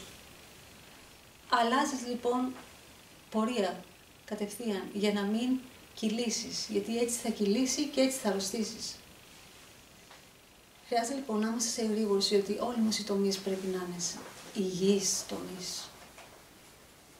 Και επίσης ένα άλλο λάθος που κάνει ο άνθρωπος και χαλάει τη ροή της εξέλιξής του είναι να επικεντρώνεται σε έναν τομέα και τα αφήνει τους άλλους τομείς να πεινάνε. Αφήνει τους άλλους τομείς να πεινάνε. Πρέπει να βλέπουμε όλους τους τομείς μας σαν, αφού είναι δημιουργήματά μας, έτσι εμείς δημιουργήσαμε όλα αυτά, να τα βλέπουμε και σαν παιδιά μας, που σημαίνει ότι πρέπει να τα θρέφουμε όλα το ίδιο. Δεν μπορείς να αφήσεις το ένα να γίνει τόσο χοντρό και το άλλο να είναι υποσιτισμένο. Άρα δίνεις έμφαση σε ένα τομέα γιατί νιώθεις ή έχεις την ανασφάλεια ή δεν ξέρω εγώ τι ή το έχεις πιο πολύ ανάγκη. Θα μπορούσε, ό,τι και να είναι αυτό, δεν όμως πρέπει να φύγεις από την ισορροπία όλων αυτών. Το ίδιο πράγμα είναι όπως όταν και με το σώμα σου. Όταν υπερβάλλεις σε κάτι με το σώμα σου, θα ασθενήσει. Έτσι δεν είναι? Κάθε μορφή υπερβολής σε βάση διαδικασία ασθένειας. Άρα, πάλι και αυτό πρέπει να θυμόμαστε, ότι όλους τους τομείς πρέπει να τους στρέφουμε στην ίδια ποσότητα για να μην αποκτάμε και εξαρτήσεις. Γιατί η εξάρτηση σε βγάζει πάλι από την ελεύθερη βούληση. Εξαρτάμε από αυτή την κατάσταση, από αυτή τη σχέση, από αυτό το επάγγελμα. Από τη στιγμή που γίνεται εξάρτηση, χάνεις την ελευθερία σου. Και έτσι δεν γίνεσαι και προσαρμοστικός. Χάνεις την προσαρμογή. Όταν έχεις εξάρτηση, χάνεις την προσαρμογή. Δεν μπορείς να μπεις σε προσαρμογή. Και τι σημαίνει αυτό? Δεν θέλω να αλλάξω. Και τι σημαίνει αυτό? Δεν θέλω να εξελιχθώ. Ναι, δεν θέλω να εξελιχθώ. Ο μη προσαρμοστικός άνθρωπος δεν θέλει να εξελιχθεί, γιατί θέλει να είναι βολεμένος στην κατάσταση τη συγκεκριμένη, έτσι δεν είναι?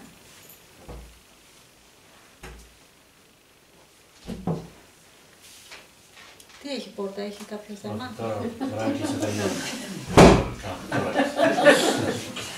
Τώρα δεν τακτοποιήσει.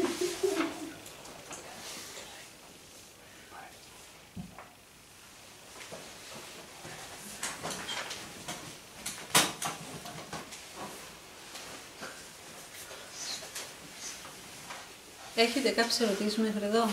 Θέλετε να το πάμε κάπου αλλού το θέμα ή πάνω σε αυτά που ανέφερα κάποια παραπάνω ανάπτυξη?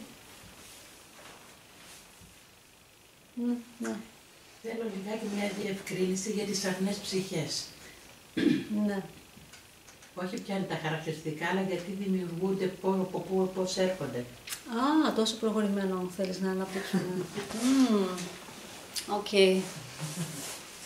Αν είναι εφικτό ή αν γίνεται κάποιο σεμινάριο, μπορώ να αναφερθώ στο σεμινάριο και να μπορέσω να το παρακολουθήσω. Μην βγαίνω από το γενικότερο πρόγραμμα.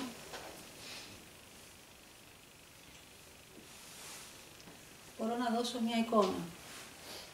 Να περιγράψω μια εικόνα για να πάρεις απάντηση. Η εικόνα είναι ότι έχουμε την αρχική διάνοια, την αρχαίγονη διάνοια, η οποία συλλαμβάνει μια ιδέα και αυτή η ιδέα αυτομάτως παίρνει μορφή. Αυτή η μορφή αποκτά μια μικρή ελευθερία κίνησης και αυτή η κίνηση και αυτή η μορφή γιώνεται σε ένα κόσμο που μπορεί να είναι χρήσιμη μορφή, που σημαίνει στον υλικό κόσμο. Η ενέργεια λοιπόν της ιδέας της ίδιας γεννάει την ψυχή ότι καλό θα ήταν να υπήρχε και μια τέτοια ψυχή. Με αυτή την ποιότητα, αφού μου ήρθε η ιδέα αυτής της ποιότητας, η ιδέα ίδια, η ενέργεια, δομεί μια μορφή, υγιώνεται και έτσι γεννιέται κάτι για πρώτη φορά. Κάτι αυθεντικό. Κάπως έτσι γεννιούνται οι ψυχές. Κάπως έτσι δημιουργήθηκε και ο άνθρωπος. Η ψυχή μετά, από την πλευρά της, επειδή χρειάζεται, λόγω της αρχικής ιδέας, χρειάζεται τη μορφή για να εξυπηρετήσει την ιδέα, τότε θα πρέπει να προσαρμοστεί σε μια μορφή. Και ανάλογα με την ιδέα θα εντοπίσει και τα ανάλογα άτομα για να πάρει τη μορφή που χρειάζεται. Αυτό. Ευχαριστώ. Απλά, γιατί το προσπέρασα λίγο γρήγορα, γιατί όντως είναι λίγο πιο προχωρημένα αυτά, ήθελα να δώσω απλά το στίγμα ότι υπάρχουν πολλές διαφορετικές ψυχές και δεν πρέπει να έχουμε απαιτήσεις από πολύ καινούριες ψυχές, δεν πρέπει να έχουμε απαιτήσεις. Την έννοια ότι να μην είμαστε πολύ έτσι αρνητικοί και επιθετικοί με ψυχές που έχουν άγνοια. Όταν κάποιος έχει άγνοια δεν μπορείς να έχεις απαιτήσεις. Λογικό όμως δεν έχουν, αυτές οι ψυχές πρέπει να έχουν φως, να έχουν αγάπη. Ναι, αλλά έρχονται εδώ και σοκάρονται πολύ με την έλλειψη φωτός. Έλα. Κατανοώ. Όπως μία μάνα και ένας πατέρας προσπαθεί να βάλει το παιδί να περπατήσει, έτσι και μια νέα ψυχή χρειάζεται να πάρει κάποια ρεθίσματα αρχικά. Και αν αυτά τα ρεθίσματα ολοκληρωθούν στα 8 χρόνια, στα 10 χρόνια, θα φύγει. Έτσι. Δεν είναι απαραίτητο, δηλαδή αυτές οι νέες ψυχές δεν είναι αυτές που θα αλλάξουν τον κόσμο. Αυτές οι νέες ψυχές έρχονται για να συλλέξουν εμπειρίες. Συλλέγω τώρα 5 χρόνια εμπειρίες, ή μιας μέρας, ή μιας ώρας. Έτσι, ανάλογα την ιδέα, την αρχική. Άρα είναι λυπηρό να βλέπεις ανθρώπους να λυπούνται πάνω από έναν τάφο, όταν έχουν άγνοια γιατί είναι ο άλλος στον τάφο.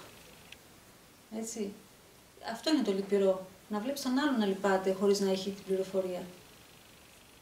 Άρα αυτό μας ελευθερώνει κατά κάποιο τρόπο να είμαστε πιο ανοιχτοί στην πορεία ζωής του κάθε ανθρώπου. Δεν είναι ότι υπάρχει σώνη και καλά αδικία, υπάρχει η αποστολή του καθένα. Υπάρχουν κάποιοι άνθρωποι που έρχονται μόνο για να ζήσουν μία ώρα. Υπάρχουν άνθρωποι που έρχονται για να γνωρίσουν ένα συγκεκριμένο άνθρωπο που δεν πρόλαβαν από προηγούμενη εσάρκωση και μόλις το γνωρίσουν να φύγουν, γιατί έχουν ολοκληρώσει ένα κύκλο. Ένα κύκλο, ας πούμε, εξέλιξης. Έτσι. Άρα δεν μπορούμε να πούμε ότι υπάρχει εδώ αδικία, γιατί και πώς και λοιπά. Πρέπει να είμαστε συνέχεια, δηλαδή να ενεργοποιήσουμε τη διάνοιά μας, να έχουμε αντίληψη γιατί συμβαίνουν όλα αυτά, αλλά όχι με τον μυρολατρικό τρόπο που τα προσεγγίζουμε εμείς τώρα. Γιατί αυτό εμποδίζει πάρα πολύ στο να ανοίξει ο δρόμος της εξέλιξής μας. Και είναι αυτό που το λέω και στις ακτίνες, ας πούμε, συμπόνια και λύπη, συμπόνια και λύπη, συμπόνια και λύπη. Βλέπουμε αυτό το πράγμα συνέχεια. Όλοι είναι στο επίπεδο λύπη. Κανείς δεν είναι στη συμπόνια. Πότε θα μεταβούμε, πότε θα μπούμε σε αυτή την ανώτερη δόνηση.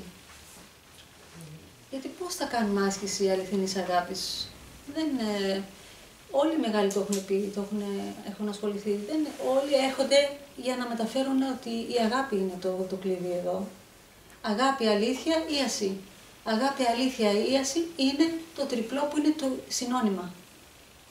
Ό,τι δεν περιέχεται στη ζωή σου από αυτά, δεν είσαι σε μονοπάτι εξέλιξης. Αν δεν έχεις αγάπη, αν δεν έχεις αλήθεια, αν δεν είσαι υγιής, αν ένας τομέας σου δεν είναι υγιής, πρέπει να τρέξεις να τα θεραπεύσεις όλα τα κομμάτια. Γιατί μετά θα μπει ο χρόνος, και θα σου πει άργησες. Τι κάνεις τόσα χρόνια. Τώρα θα πρέπει να αποσυρθείς ή θα πρέπει να τρέξεις. Διάλεξε. Θες να τρέξεις ή θες να αποσυρθείς. Εκεί είναι και το ερώτημα που σου θέτει η ανώτερη σφαίρα σου όταν η ασθένεια σου χτυπάει την πόρτα. Σου λέει λοιπόν ο ανώτερός σου. Θες να τρέξεις ή θες να αποσυρθείς. Και εκεί παίρνεται η απόφαση αν θα πεθάνει κάποιος ή όχι. Αν θες να τρέξεις, να εξελιχθείς, τότε θα βιώσεις αυτή την ασθένεια λυτρωτικά. Θα πεις, επιτέλους άλλαξα. Ήρθε αυτό το δηλητήριο μέσα μου για να με θεραπεύσει. Αν πεις όμως, δεν αλλάζω, εγώ αυτό είναι, θα αποσυρθείς. Απλά είναι τα πράγματα. Απλά δεν είναι, απλά είναι. Είναι απλά όταν έχεις τη γνώση, όταν δεν έχεις τη γνώση, δεν είναι απλά. Παρόλο ότι ουσιαστικά είναι απλά. Σωστό. Γι' αυτό οι άνθρωποι του χωριού, οι άνθρωποι της φύσης, που είναι πιο απλοί, έχουν καλύτερη προσέγγιση. Βέβαια, είναι πιο απλοί, είναι πολύ πιο κοντά στα θεία από ότι ο άνθρωπος της πόλης. Βεβαίως. Που θα ανοίξει την τηλεόραση, θα πάει σε ένα κλαμπ, θα κάνει οτιδήποτε άλλο εκτός από το να είναι στη φύση, κοντά στα στοιχεία και όλα αυτά, να φρέφεται από το να ανοίξεις, να μπορείς να ανοίξεις. Γιατί δεν μπορείς να ανοίξεις στην πόλη.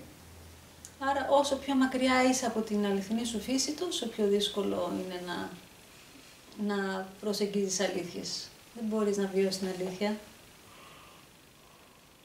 Γιατί έχουμε επιλέξει να έχουμε έναν τρόπο ζωής όχι αληθινό. Ό,τι κάνουμε δηλαδή στην διάρκεια της ημέρας, λίγα από αυτά είναι αληθινά, αυτά που θα θέλαμε να κάνουμε. Και αυτό δείχνει πόσο έχουμε δημιουργήσει τη ζωή μας, πόσο έχουμε χτίσει, τι έχουμε κάνει μέχρι τώρα. Μα μεγάλη αλήθεια αυτό. Πώς? Πολύ μεγάλη πραγματικότητα αυτό που λέτε. Ναι, αυτό είναι, έτσι είναι. Γιατί έτσι φαίνεται. Η μεγαλύτερη για μας να δω. Μάλλον να δούμε με την έννοια να συνειδητοποιήσουμε. Ναι. Να ρωτήσω κάτι σχετικά με τα μηνύματα των διδασκάλων. Υπάρχουν κάποιες προϋποθέσεις στα άτομα που λαμβάνουν αυτά τα μηνύματα? Δηλαδή, πώς δίδονται αυτά τα channeling? Γιατί ακούω πάρα πολλά, ας πούμε, υπογράφει, σου λέει η Μαρία η Μαγδαληνή, υπογράφει ο Χριστός, ο Ερμής ο Τρισμέγιστος. Είναι δυνατόν αυτά τα όντα σε άτομα τα οποία δεν έχουν κάποια ιδιαίτερη, ας το πούμε, αποστολή να μεταδώσουν κάποια πράγματα, να δίδονται αυτά τα μηνύματα? Γι' αυτό θα σας δώσω αυτό το χαρτί, για να θυμάστε πώς μπορείτε να διακρίνετε τι γίνεται. Γιατί εννοείται ότι δεν ισχύουν πολλά από αυτά που λέγονται. Απλά έχει γίνει λίγο, δεν ξέρω αν είναι και μόδα. Μόδα είναι. Είναι μόδα, Ναι. ειδικά Αμερική. Θα μπορούσε. Εμένα μου πήρε κάποια χρόνια για να μπορώ να πω, να δηλώνω ότι μεταφέρω πράγματα. Αρκετά χρόνια μπορώ να πω ότι μου πήρε. Αλλά εντάξει, το θέμα είναι ότι ο καθένας, να το σκεφτούμε στην αρχή, όταν είναι πιο αρχάρια, πιο μικρή, θύμωνα λίγο. Μπορώ να πω, θύμωνα λίγο με τα ψεύτικα channelings. Μετά έλεγαμε από το να ασχολείται με τα περιοδικά και τα έτσι και τα αλλιώς, καλύτερα να κάνει αυτά, αυτός ο άνθρωπος, και κάποια στιγμή θα ακούσει και μια αληθινή φωνή. Έτσι δεν είναι? Κάποια στιγμή θα γίνει αυτό. Οραματίζεται συνεχώς. Από το να είναι τελείως πολύ μακριά, από το να είσαι πολύ μακριά, ας είσαι εκεί μέσα, κάνεις ό,τι μπορείς.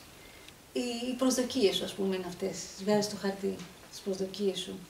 Εντάξει, καλό είναι και αυτό, αλλά εμείς χρειάζεται να έχουμε τη διάκριση να αντιληφθούμε τι είναι από έναν διδάσκαλο και τι είναι από όλα αυτά τα ονόματα, αυτά που ανέφερες, και εμείς και Μαγδαληνή, όλοι αυτοί προσπαθούν να βρουν, προσπαθούν δηλαδή, μεταφέρουν, συνέχεια μεταφέρουν. Είναι δίκτυα, όπως έχουν τα δίκτυα επικοινωνίας εμείς, τα τηλεφωνικά. Όλοι οι μεγάλοι έρχονται και σου στέλνουν συνέχεια σήματα, όποιος τα λάβει.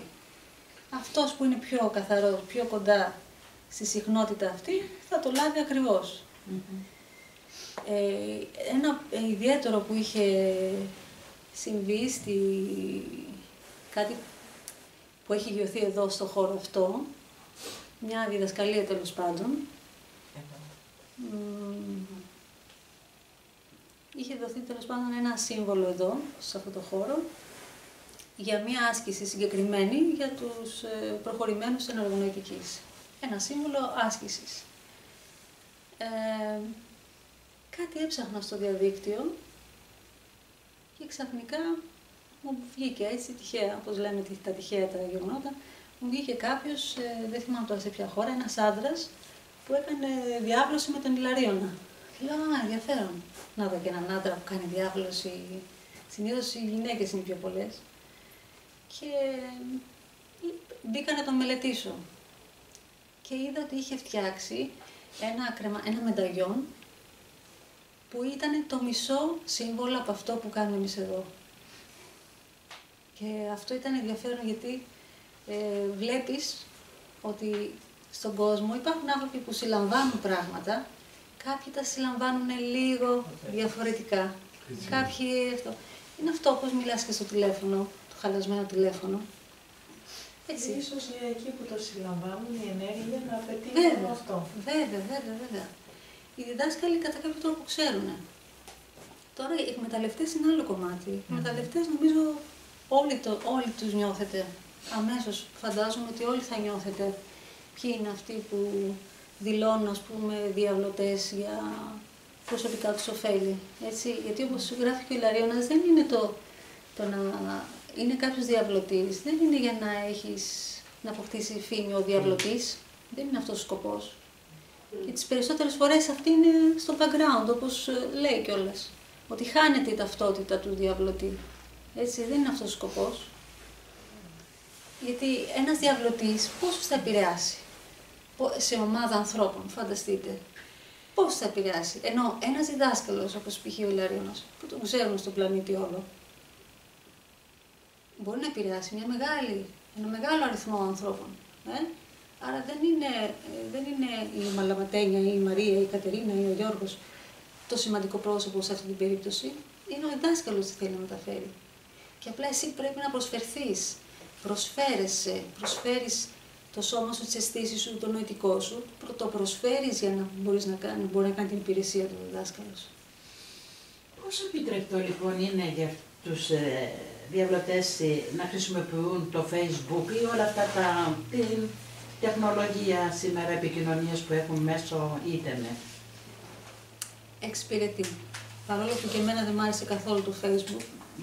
Γιατί για τον Ιλαρίον, εντάξει, εκείνη την εποχή δεν υπήρχε και ξέρετε και λοιπά. Ήταν η φήμη, οι πράξεις του, τα θαύματά του και ο ένας με τον άλλο διαβλωτή γινόταν ένας με τον άλλο. Σήμερα γιατί έχουμε αυτή τη τεχνολογία?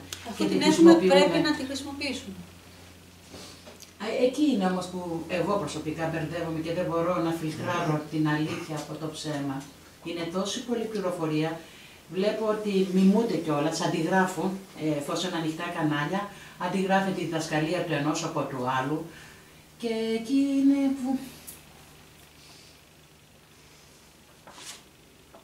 Ναι, το άκουσα. Ότι θα το διαβάζεις και αυτό που θα σου μείνει... Θα διαβάζεις πρώτα αυτό και μετά το άλλο. Πάντως είναι επιτρεπτό, έτσι. Είναι επιτρεπτό, δηλαδή. Από τη στιγμή που υπάρχει το διαδίκτυο, δεν μπορείς να μην το χρησιμοποιήσεις. Και εγώ στην αρχή είχα άρνηση με την κάμερα, άρνηση με το Facebook, άρνηση με το ένα, αλλά δεν γίνεται διαφορετικά.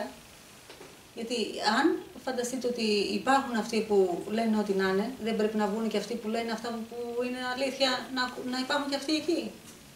Και όποιος δεν πρέπει να είναι και αυτοί εκεί. Δεν θα αλλάξει η αλήθεια του σοου όπως τώρα.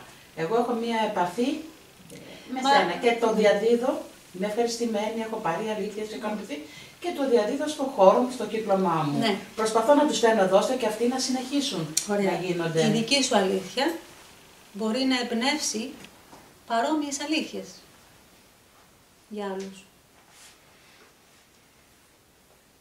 Μπορεί ναι, μπορεί όχι. Γιατί υπάρχουν πολλοί που έρχονται εδώ και λένε «Α, πολύ ωραία, ωραία». Το λένε σε 10 ανθρώπους, δεν είναι δική τους αλήθεια.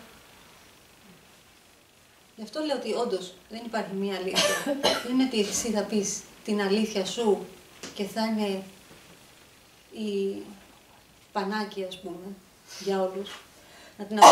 Να την ακολουθήσουν τυφλά. Δεν υπάρχει αυτό το στοιχείο. Γι' αυτό υπάρχουν και πάρα πολλές θεότητες, γι' αυτό υπάρχουν πάρα πολλοί Άγιοι. Για να μπορέσει κάποιος να βρει σύνδεση. Να βρει σύνδεση. Πώς αλλιώς? Αφού χρειαζόμαστε να πιστεύουμε. Δηλαδή η πίστη είναι πάρα πολύ σημαντική. Άρα πρέπει να δημιουργηθούν τόσα διαφορετικά συστήματα πίστης, όσο είναι και οι άνθρωποι. Κανονικά. Για να πεις ότι ο κάθε άνθρωπος θα είναι ευτυχισμένος και θα νιώθει πληρότητα, πρέπει να έχει ο καθένας το δικό του μονοπάτι τότε.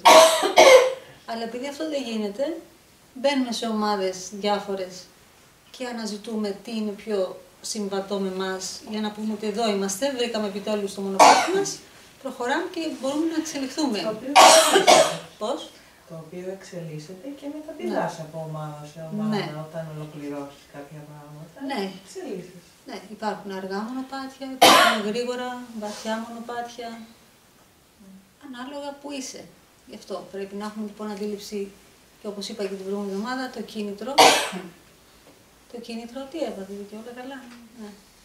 Το κίνητρο ποιο είναι?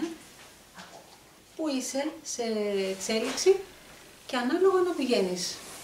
Γιατί όντως πραγματικά κάποιοι υπερεκτιμούν, ας πούμε, για παράδειγμα, τις δυνατότητές τους. Υπερεκτιμούν τις δυνατότητές τους, πηγαίνουν και μπαίνουν σε μονοπάτια που είναι προχωρημένα και μετά νιώθουν μεγάλη απόθεση ή λαμβάνουν τη διδασκαλία σαν φορτίο, βάρος, τους βγαίνει σαν βάρος και δεν είναι ευχαριστημένοι. Αλλά δεν είναι ότι φταίει το σύστημα, είναι ότι δεν ταιριάζει στον άλλο. Δεν είναι κανένα κακό σε αυτό. Να ρωτήσω κάτι. Να, έλα. Να ρωτήσω κάτι. Υπάρχει περίπτωση Το πάτωμα, όπως είπες, το ξέρουμε. Στη διάρκεια της εξέλιξης, να σε μπλοκάρουν διάφορες οντότητες που ήδη υπήρχαν ή εμφανίστηκαν για να μπλοκάρουν την εξέλιξή σου. Βέβαια. Αλλά αυτό όμως δείχνουν ότι δεν έχεις μπει σε διαδικασία κάθαρσης. Γιατί το στάδιο αυτό της κάθαρσης αυτό το σκοπό έχει. Να ξεφορτωθείς ό,τι ξένο έχεις. Είτε είναι ταμπέλα, είτε είναι οντότητα, είτε είναι κάποια εξάρτηση φυσικού επίπεδου. Ό,τι και να είναι απαραίτητο το στάδιο κάθαρσης για να πεις ότι είσαι πλέον εσύ, μόνος σου, εαυτός σου.